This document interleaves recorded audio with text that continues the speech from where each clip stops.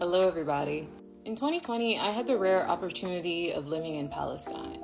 And I just want to share with you what I experienced and witnessed there as a Black woman. Since I have had the privilege of living there, whereas a lot of Palestinian people have never actually been to their own country, I feel that it's my privilege to make this information known and add to the many voices that attest to the true nature of Palestinian people and Palestinian society. I have a lot of memories when it comes to my time in Palestine, but one of the biggest themes when it comes to people's behavior that I experienced there had to do with help.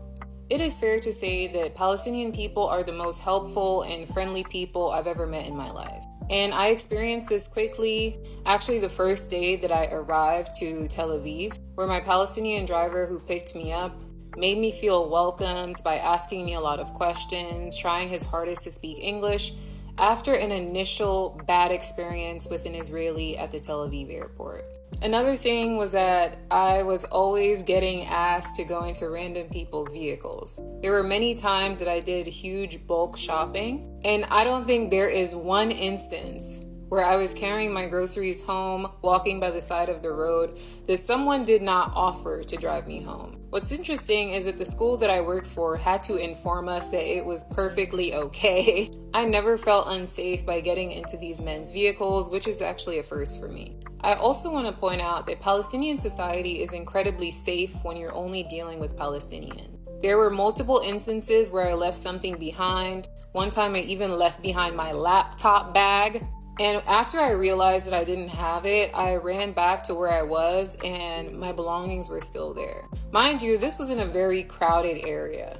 And most of all, Palestinian people love to feed you. When you go to a Palestinian person's home for dinner, and they will be asking you to go to dinner after only talking with them and meeting them for the first 5 minutes. But they make you feel like you are the most special person on the planet. They're insanely curious. They want to know everything about you. And not in a way that is intrusive, but just a genuine interest in who you are. And they will also feed you until you feel sick. To be a guest in a Palestinian person's home is to be loved and valued.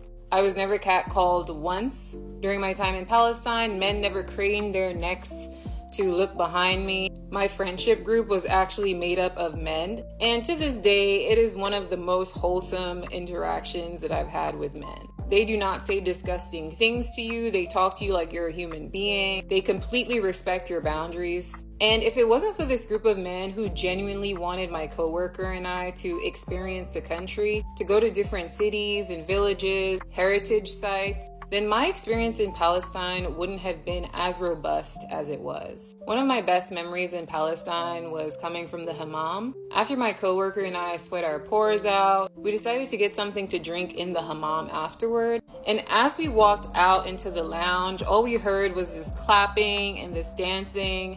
And we observed these women to the left of us having a circle and people dancing in the circle. And they were having a really good time, and it didn't take like 5 seconds for us to observe them, that they noticed us and then started bringing us into the circle to dance. To this day, it's one of the most wholesome experiences that I've ever had, because even though I'm not a huge dancer, I think a lot of them picked up on it, and one of them even came to dance with me. And of course, they did invite us to dinner.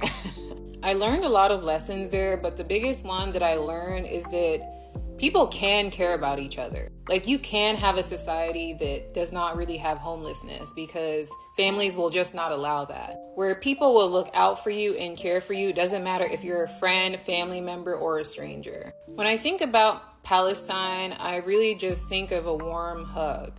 And so if you have to listen to anyone's account about Palestine, listen to people who have been there.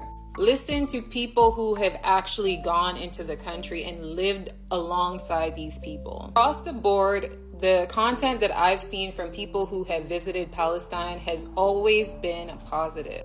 And Palestinian culture and society and history has largely been marred by evil. And still, even in the face of this evil, these people have not faltered. They have not faltered in their humanity. So believe us and free Palestine.